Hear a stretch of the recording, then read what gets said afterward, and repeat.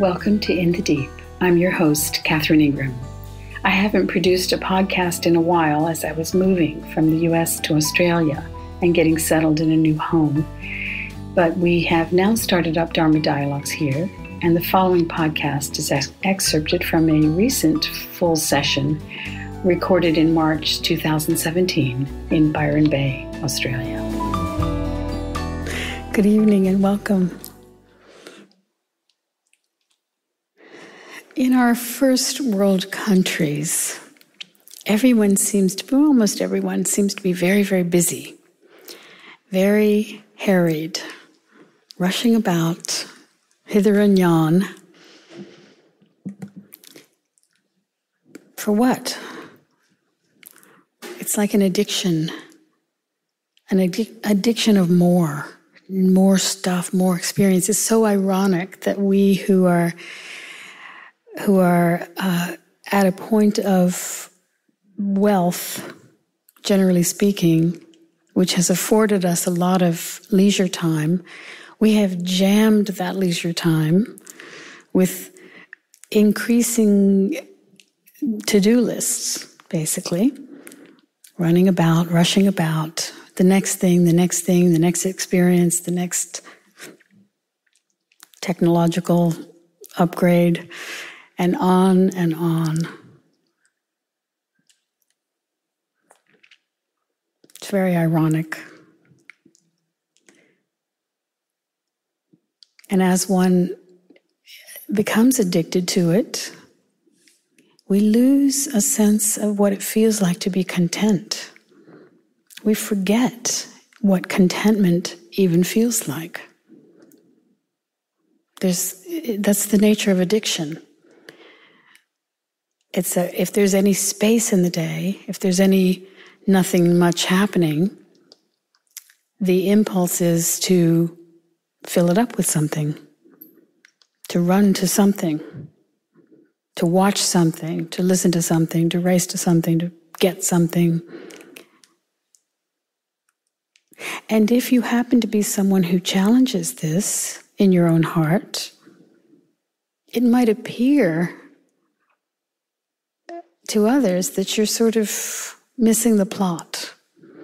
Like if you're not going to the next thing and trying to get the next thing and rushing about, it might look kind of like you're not really happening in life. You're not really quite with the program. This is the cultural madness that's very powerful, with the most powerful media ever known to human history, inducing and selling us on the idea that we should just constantly crave something, just stay in a state of craving.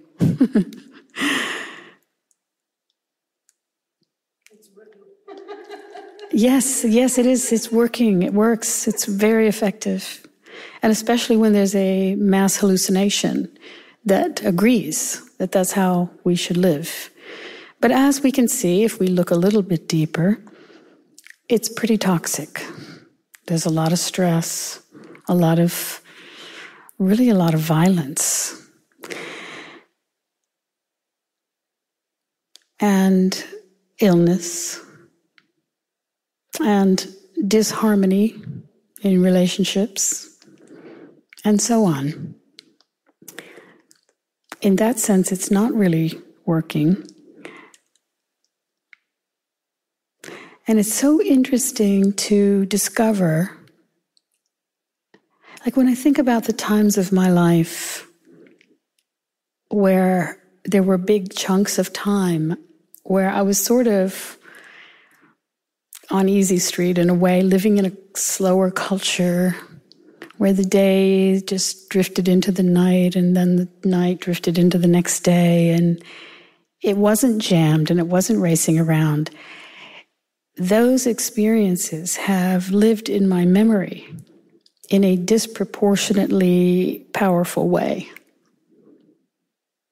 It felt like life at last, life elongated, such that now even 41 years since I first went to India.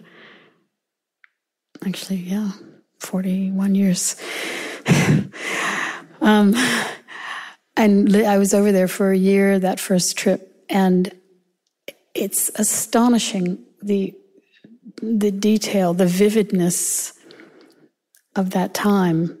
And we really weren't doing much. I mean, we were basically living in monastic situations and retreat places and like that. And yet the days had a richness, And since that time as well, the times of my life that are slower and where, you have a cup of tea with a friend that might last a couple hours,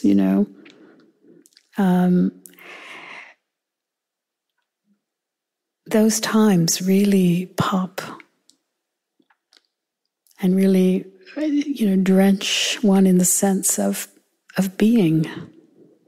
Whereas the rushing about and the hustle, I can look back on times where my life was just so busy and I'm just running from one thing to the next. And it's like a blur. It's like all I can sort of remember is the busyness of it, but I can't quite remember. It's almost like I was just barely witnessing it from some remove, that I wasn't even in it. I wasn't actually in my own experience. I was somehow just barely catching up with it, like running with my hat, holding onto my hat behind myself. And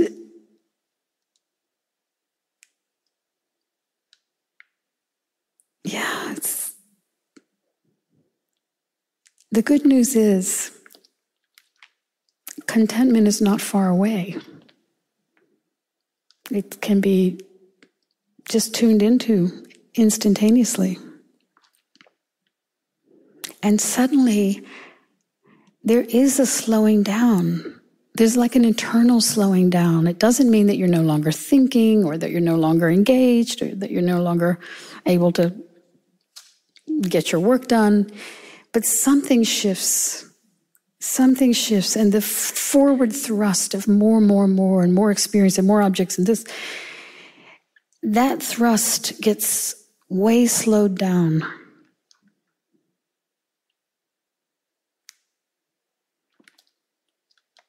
And more of the day you feel content.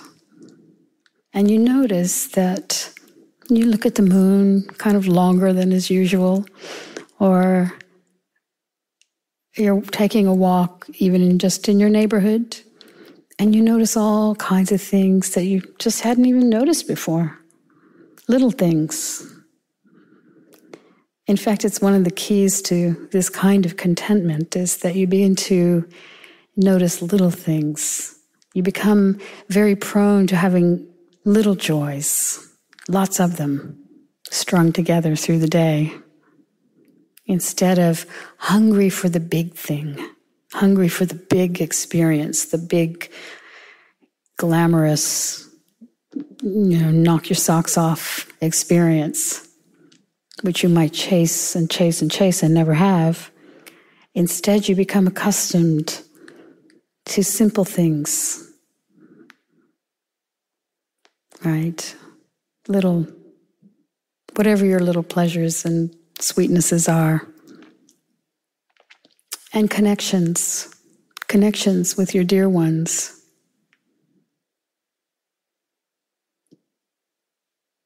Such that you can just show up in a very quiet, simple way.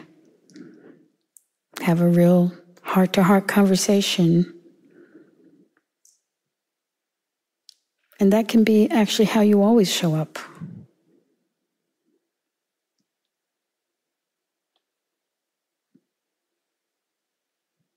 Then your phone will start ringing a lot. Because people are very attracted to that. We're very responsive to being in the company of someone who's present and who we have a sense is actually hearing us when we speak, not just hearing the words, but hearing us in their own heart.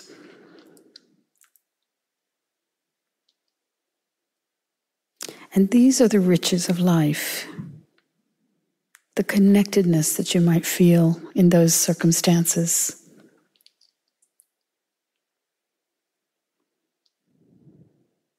Many years ago, I was having Dharma dialogues in Portland, Oregon, in the 1990s. And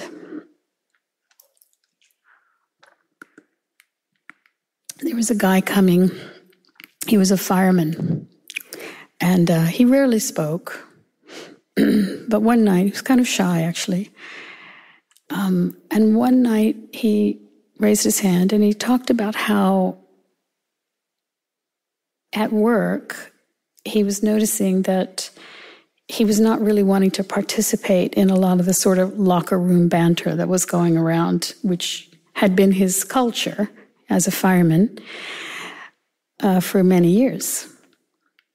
And he was starting to feel a bit ostracized because he wasn't into the jokes and he wasn't into the sort of sexual innuendo and so on. He just wasn't into it anymore. He was finding himself feeling a bit isolated and feeling that people were sort of shunning him. I forgot what I said or what the rest of our conversation was, but anyway, I'm sure I probably said something like, but what can you do? You know, if your own depth is such that that is no longer entertaining or bearable for you, then what can you do? Just go there and do your job and not expect to have camaraderie in that way. Well, sometime later, I don't remember how long, let's say 6 months, or maybe a year even, he raises his hand again, and he reports that over the course of the time since he had last spoken, different of his colleagues, of his firemen friends, would take him aside one by one and share with them some difficulty they were going through. Somebody's kid was on drugs, or his wife is leaving him, or different things whereby they knew that this was a safe place where someone would hear them in his heart. And he spoke about how he had never felt so connected to those guys back in the day when they were all sort of rousing buddies as he did now when they're speaking on a different level, on a different frequency. So when you sit in that place of contentment, of simplicity, of quiet, just hanging around, just being, not hungry for more, you exude a clear presence that is kind of a safe space for others.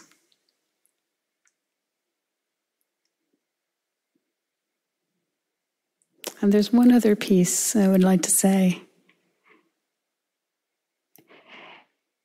It's a gift, of course, to yourself to be in that way. It makes life easier. It's very much a gift to yourself to tune in this way, to be in that kind of simplicity. It's also a gift to everyone who loves you, because on their list of worries, your name does not appear. And that is a lovely thing. It's a lovely thing to have, as we know, when there's someone in our life who we know is just, they're always pretty okay. You don't have to worry about them. One of my very best friends just died in January. And from the time she was diagnosed, which was only September, to the time she died, I was never worried about her. She was just so light through the process. It's like she's my guru in dying. She just breezed through it. Right? She was not on my list of worries. I was on my list of worries in loss, but she was not on my list of worries.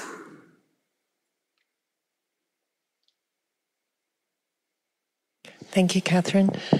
So for those of us that are caught in the busyness of life and have created a world of busyness, can you give us some simple steps to withdraw from that into greater peacefulness? Because I'm very aware that it's calling me, and I find it very easy to get sucked into the morass. Yeah. Yes. Well, I love that you notice that it's calling you. So that's the number one first step. And what I suggest in this case is that in the moments when you are just in total simplicity, those moments of, just really let yourself notice it. There can be a tendency to kind of just barely land on it and think, oh, that's nice. And then immediately the attention goes somewhere else. But if you can, bring in the intentionality to notice, it is really nice to just be content for a few minutes, right? To just really start to have a little love affair. Let the attention brighten up and sparkle a little when you notice, Recently, a few weeks ago, I went with my friend Juliet. We went to dinner in Lennox Head, and it was a beautiful night. And there was a crescent moon, and Venus, there was a crescent moon, and Venus was sort of right next to it. And the two of us stood out at the curb, and we just looked at the moon and Venus for quite a long time. I mean, we just sort of knew that we were having this experience. And then we got this wild thought that we would go over to the ocean. She had a little Bluetooth speaker. We went over to the ocean and just danced in the moonlight. And it was so much fun. And the night really sparkled for me. It really was like some time out of time, like that, to really let yourself go, actually, let your real self play, let your real self, right? This is not a dress rehearsal, and we forget that, and we just kind of grind along, day after day, grinding along. And we get into a rut with it, we forget how to just let our spirit soar. So sometimes it takes kind of a strong intention initially until there's a habit. And then you can let the strong intention go because the habit has taken root. But it's amazing how, and it's wonderful how fast that habit can shift. You would think, having practiced the other habit so long and so diligently, that a new habit wouldn't stand a chance. But because it's so pleasurable, right, and so it seems so true and so real, and it becomes more and more obvious that time is flying by, that there's more of our personal history behind than ahead. In most of our cases here tonight, not everybody, that you begin to realize, how very precious, right? How very precious this is. Despite how hard a time it is, too. I mean, let's face it, we're living in crazy times. But even so, there have been lots of other crazy times in history. Ours is a particular difficulty, but longevity was never guaranteed to anyone through time. And yet, so many lives are squandered on the pile of unfulfilled dreams and the someday story, and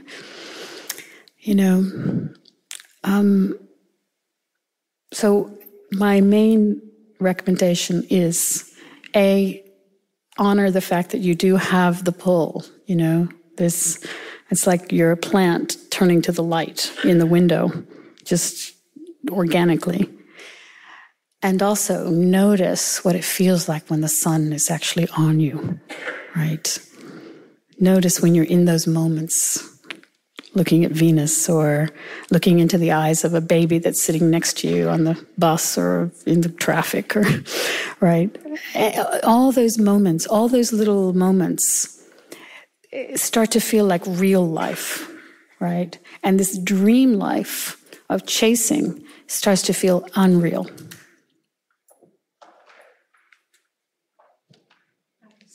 Hi. Yeah, thank you for all your words of wisdom. They're wonderful. But I need to get down to the basic, because I don't really understand about Dharma and the Dharma community that you referred to last week. I was going to ask last week, but didn't have the courage. So, could you elaborate a little bit more on that, please? Well, it's very informal in a way, the Dharma community. What I mean by that is not some organization or, cult, but rather people who love the Dharma. And what do I mean by Dharma? What I mean by Dharma is the adherence to kind of an underlying harmony through life. Like the celebration, the interest in, and the adherence to finding that stream, like a Taoist stream that rolls through, that is the easiest way, that is the wise route. That's what I'm referred to as the Dharma. It's sometimes classically translated as the truth. It's sometimes translated as an equivalent to the Tao. The law, the law of things. But as I've lived with that word for so many years, what it means to me is an underlying harmony in any circumstance, right? So sometimes it's a time to speak, and sometimes it's a time to be silent, sometimes to act, sometimes, like to everything, there's a season. It's knowing. It's knowing well, I used the phrase last week, which is one of my favorite, is that it's the service to the greater good. That's part of it. And it's easily accessed. It's written already in your heart. There's no belief system. It's not a religion. It's what is clear when one is awake. And that's why there have been these similar words spoken over so many centuries. And the way that we can test, the mettle of whether they're true or not is that they ring true. And they've been ringing true over the centuries. Whereas so many other ideas and philosophies and belief systems and religions have become antiquated. They did not stand the test of time. Thank you. Yes. After coming last week, I was struck by the fact that I'm widowed and my kids have all grown up and run away, so I live alone. When I tend to go in to make dinner, I'll automatically switch on Radio National because there's all sorts of interesting programs. But I realise it's not just that, it's also about avoiding silence. Sometimes I just switch it on because it's there. Yes. So, to choose silence is, it's quite a challenge in a way. Well, okay, so let me say another thing about this, though. You don't have to sort of impose silence on yourself if, in fact, turning on the radio is interesting to you, gives you a feeling of having a bit of company, especially if you're alone. That's all fine. You can actually be experiencing that from a very quiet place, right? But if there's a constant running away from any type of quiet, right, that you've just got to fill up things and you've got to have a sense of almost like a sense of panic if you don't have the next thing ready to go, that's something to look at. But otherwise, I think it's actually totally fine to be, if it's interesting to you and, listen to the news or listen to a program or whatever, and enjoyable, enjoy it in a simple place inside yourself, feeling content, right? Feeling content. So again, not to, impose some sort of monasticism that isn't really your fit. For some people, it actually really is their fit. For some people, they just prefer silence to anything. And if that's just not so for you, then so be it. Enjoy.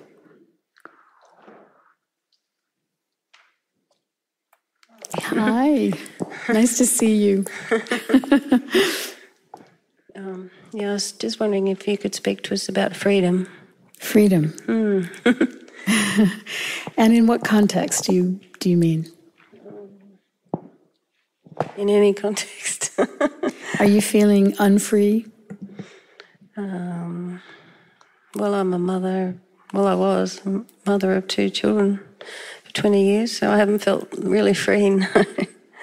I'm just starting to get my freedom back now, and I'm not really sure what to do with it, actually. I see. So you've been raising children for 20 years, and they're out of the nest? Oh, I've still got one at home, yeah. But you're feeling a lot more time on your hands, is that what you're saying? Yeah, no. Yeah. I guess freedom is in the moment sort of thing, is it? It's in the now more than... it's also a perspective. It's also a state of being, right? Some people are very free in very unfree looking circumstances, right? And other people who have enormous personal freedom, nothing's binding them, they have plenty of money, nobody's hanging on them, nobody expects it, are trapped in their minds, So it's really a condition of awareness. And that's not to make light of certain horrible circumstances, prison situations, which would be very hard to feel free in, even though it can be done. There have been people who did manage to be very free in those circumstances. I would be very challenged, I think, psychologically if I were in prison. That's my worst nightmare, going to prison. Yeah. Everybody's worst nightmare. Yeah, exactly, yeah.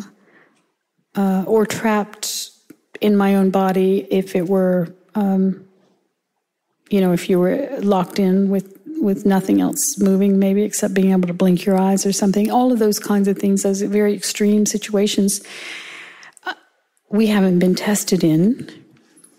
Ram Dass once said something so interesting after his stroke, sometime after his stroke. And it was at a point after the stroke when he was quite debilitated. He's gained some speech and motion since that original time of post-stroke, but at the time that he said this thing, he said that his greatest fear had always been something like what happened to him, right? that something like that, being paralyzed, having mobility taken from you, having speech taken from you, etc., had been, naturally a huge fear, especially for someone like himself who was so articulate and relied on that as his power. But he said that the actual experience of it was not at all what he had feared. Not that it was a day at the beach, but it wasn't as horrendous. It was really a moment-to-moment thing, whereby moment-to-moment you're dealing with the circumstance, right? Yeah, you adapt to whatever's going on. Yes, right. That's right. Amazingly adaptable, really. Yeah, we are. We're very, very strong creatures, We come from strong stock. We do. We come from... our ancestors were the winners evolutionarily. Most of everybody died before they reached puberty. They didn't have kids. And for the longest time, lots and lots of people would die. Babies died, at least, But to make it to puberty and then to have children over the course of these centuries, many centuries, it meant it was a pretty hardy stock, and moreover then to keep doing that generation after generation. So we're very adaptable creatures. So you have a huge advantage in addition to the biological evolutionary advantage. You have another advantage in that you have a love of the Dharma. And that will, just that simple, as Atticus just said, just that simple attraction holds you in good stead. Because even though you might be far away from it, in a time of crisis, your mind will come racing back. It'll basically be the only sanctuary you can find. I've had that thought so many times in my life, even recently. I've had the thought of I only have the Dharma as sanctuary. Right? In other words, I can't find a stable external sanctuary. Yeah, nothing is permanent. Everything's changing every minute of every day. And can go up in smoke any second. Yeah. But that one understanding, you can just rely on it as your lifeboat. Is it like love? Dharma, like love? Or? Well, certainly love, and of course it's a word we have to be careful with, but love is much more accessible when you're in your clear heart and mind, right? Love, whatever it means to you, bubbles up.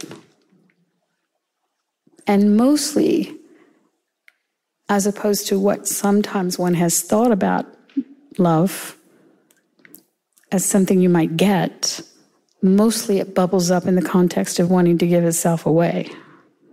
That's mostly what's happening with it. When you feel that kind of, when you're really sitting in your quiet, in your clear space, your experience of love is something that wants to flow out, not necessarily have to come in, because, not that you would deny it, but that you're experiencing so much well-being, so much love, so much tenderness. You're already experiencing it. So it's like you're sitting in love.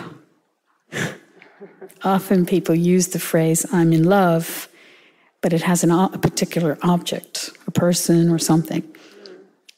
But when you're actually sitting in love, when that's your part of the state of your being, it's really an outflow, mostly, that's happening.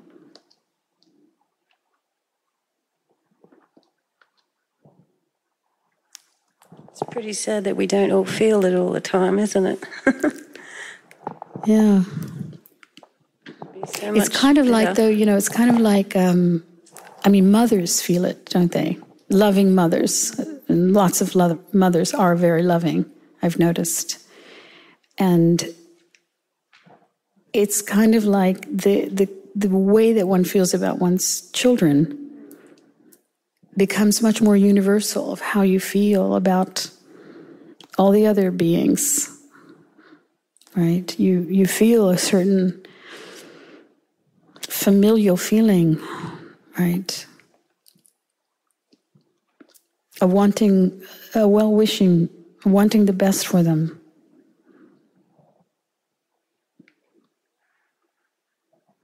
That's part of the Dharma as well, because it's what naturally occurs. You don't have to go looking for it. You don't have to sit around and say, do metta practice and all those things. That's not necessary. It's extraneous. Yeah, you love your children, but you're always worried about them. Yeah. But when you're sitting in this, I like to say, simplicity of being, right? Just being, right?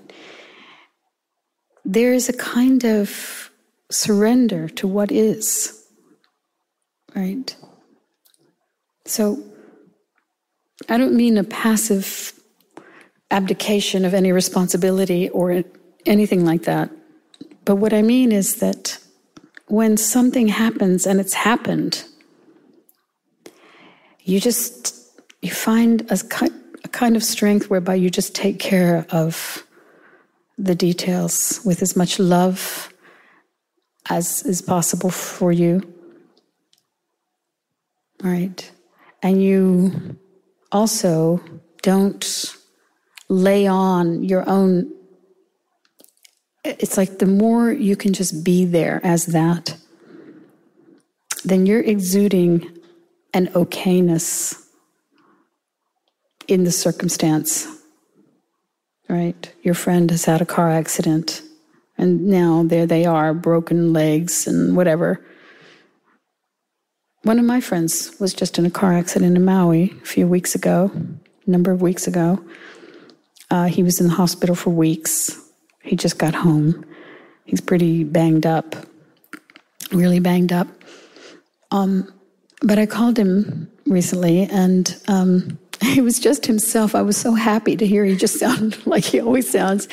And so we talked about the whole thing in a kind of just a straightforward way, without any morbid, drama with it. We just talked about it. Yeah, it's easy to slip into the victim mode when bad things happen. Sure, and into like seeing it as a tragedy and all of those things, and I'm a victim. yeah. So again, in this quiet, in this simplicity of being, I don't mean to say that you wouldn't feel compassion if someone. We should have known you back then. Yeah, but you know now, and others will benefit from your knowing. And you will also benefit.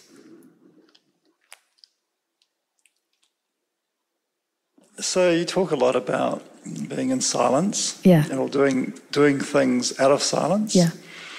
So you can watch, because I know that people have talked a lot about Papaji, and he used to have the TV on a lot. Yet there'd be this huge presence whenever people went to see him. And there'd be this, huge silence around him, yet they'd be watching TV. That's right, whatever. Yeah. And I always found that, initially I found that a real contradiction, because I thought, well, how can that be, Because I always thought, I always imagined silence as a monk up on a hill and meditation and no noise around him except for the natural sounds. Uh-huh. And sometimes, I see that, I could drop into silence. I can be driving the car and I'll be in silence, and it will last for whatever it lasts for, but for me it's not a constant state at all. It's rare. So what I'd like to know from you is more about how you go about making that state become more present in your life or more permanent. Well, it's the falling in love with that simplicity And it starts to gain a kind of, it becomes larger in your taste of existence, right? It becomes more and more strong, such that even when whatever is going on, it's happening in this field of your own simple awareness that's just floating, right? It's just floating along. So noise, or you're watching a drama. He used to watch Bollywood movies, amazingly. Sally used to live in the house, must know very well how much, kind of noise there was.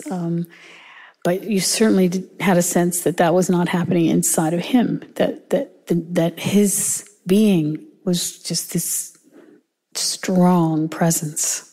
Because when he would speak, it would be transmitted very strongly, So,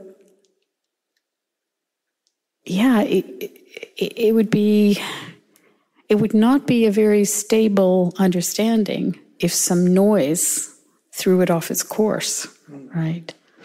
Some people live in circumstances where there's almost always noise, right? They can't go away from it, but they can still experience. I said last week, you don't have to quiet the mind. You just notice the quiet that contains the mind. And it's the same with, you don't have to quiet the world. You notice the quiet in your own being that is aware of the world, so that it becomes stronger and stronger. And you're not in resistance. If there's some troublesome thing happening that you can change, then go ahead and change it. But if you can't change it, Krishnamurti once said something like, my secret to happiness is that I don't mind what happens, right? So it's like that. You're just, okay, this too. Yeah, and I've experienced that. Yeah. Sometimes. Yeah. It's definitely not a common state. So, to notice the silence in myself. But then again, it's not, if I go actively searching for the silence in myself, I won't necessarily find it like that either, because it's not something that I can actively search for either. It's something that is in me and present. Very good. But it's not, it's like, if I start searching for it, this is not correct. I would say it disappears. Well, no, it doesn't. But it's not, I don't even have the words to describe it, because I actually don't really get it. Because words fail me, because on the one hand, I see there is a way I can sometimes get there, but I don't really get it how I get there. Mm-hmm. I don't really. That's what I'm asking is how, because you're saying you notice the silence in yourself. So, I don't know if you can say more about it. Yes, make no effort. Make no effort at all. Well, because that's the thing. Sometimes it just turns up randomly. I haven't even and then I'll be might be, a few minutes to a whole day. It depends. Yeah. But, but what I want to know is, so I keep on asking is how, whereas even though I know that's probably not the right question, but. Correct. It's. Yeah, make no effort. Make no effort. Rest. Let it be. And if the mind is jumping around, don't worry about it. Don't make that another level of problem. Mm. The mind jumping around doesn't matter. Right? There's a line from the Ashravakra Gita. The awakened one is not distracted, even in distraction. Now, I've added a bunch of other words. Is not irritated, even in irritation. Right? Yeah. Is not confused, even in confusion, and so on. That there's a certain coexisting awareness that on one level, there's a bunch of phenomena, and on another level in your being, maybe it's a witnessing presence, however you want to think about it. The words aren't going to matter really, or be accurate. that becomes more and more where you're hanging out with your attention. So see, I say all the time, and I'm not kidding, I don't care what my mind is doing. It's like a madhouse.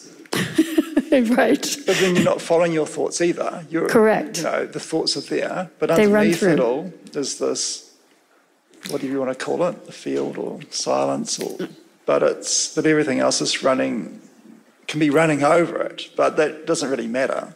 Correct. That's how it is for me. I most of the time it's just running like a crazy stream, right?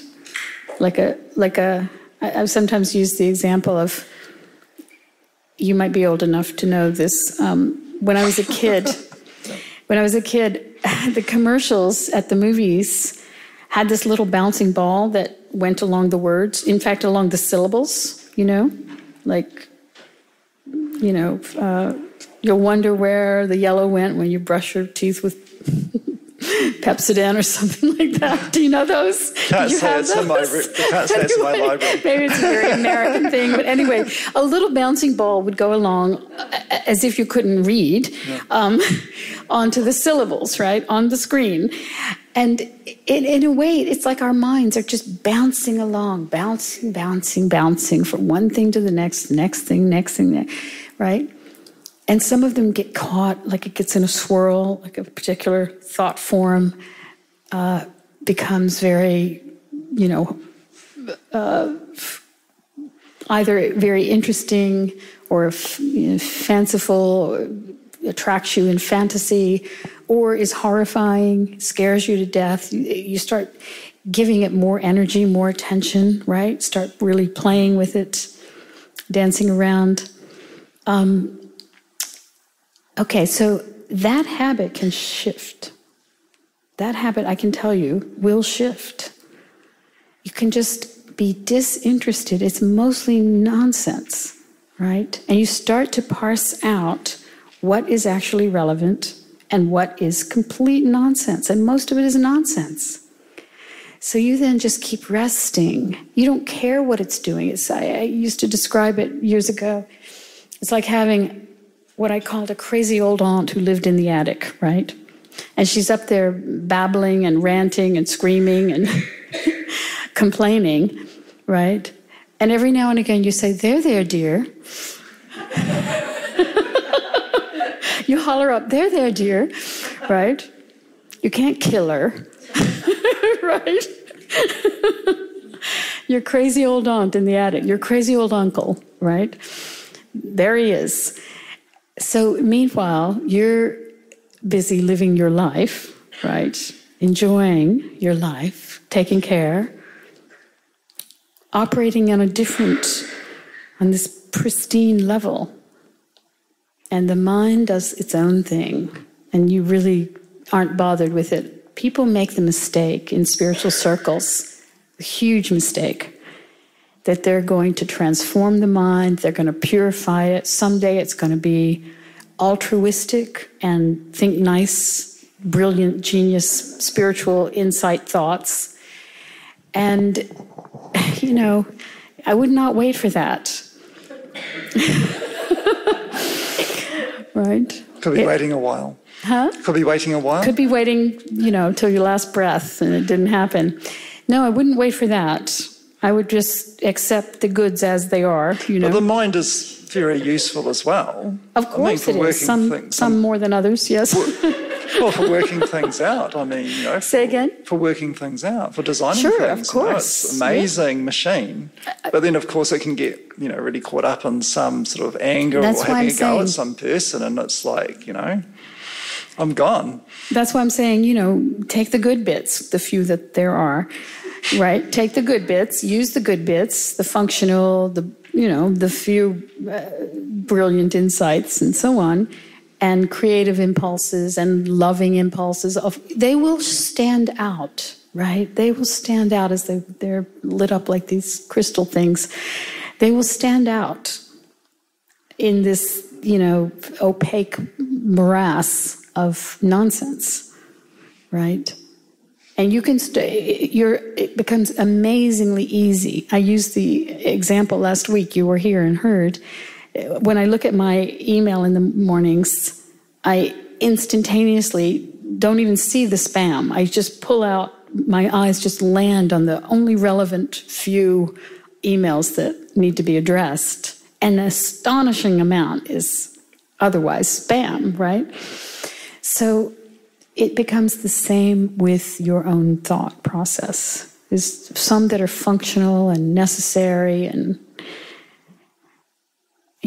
those will pop for you. The rest you can just really ignore. And especially when it's telling you a spooky story, whatever that story is, a little spooky story. And it can become, because the biology is wired for fear response. Sometimes it's like they say in Zen, you paint a tiger on the wall and become afraid of it, right? You're painting tigers on the wall in your mind. So you have to be careful about all that. And the same with fantasy. Some people paint fantasy instead of fearful things. And again, then even though that's not as unpleasant, it's very soupy and woozy, and it's not real life, right? There's a whole generation now, a couple of generations, who are involved in, it used to be called Second Life online, right? People just living in cyberspace with little cyber avatars, living a second life. Well, that's a kind of explicit representation of what people do with just fantasy, right? Yes. So these are the things to watch, and to just gently, you don't have to impose anything extra. All you have to do is come back to reality, right? You find yourself in a little either nightmare or fantasy, and then it's just move the attention right back here. Simple. Ease. Nothing special, just ordinary this. And then that ordinary this becomes quite extraordinary. Like I said at the beginning, you become very prone to noticing small joys, small delights, connections, little sweetnesses here and there.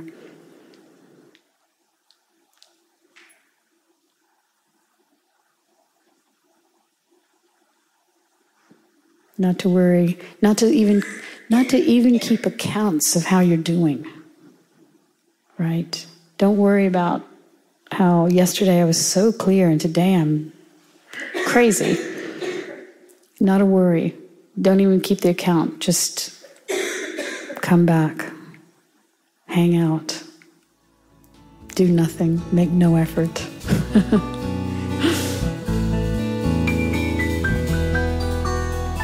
This has been In the Deep. You can subscribe to these podcasts on iTunes and also access the entire list from my website, katherineingram.com. We also welcome your tax-deductible donations in support of the podcast production. Just click on the Donate button found in the upper right of the homepage of the website. Till next time.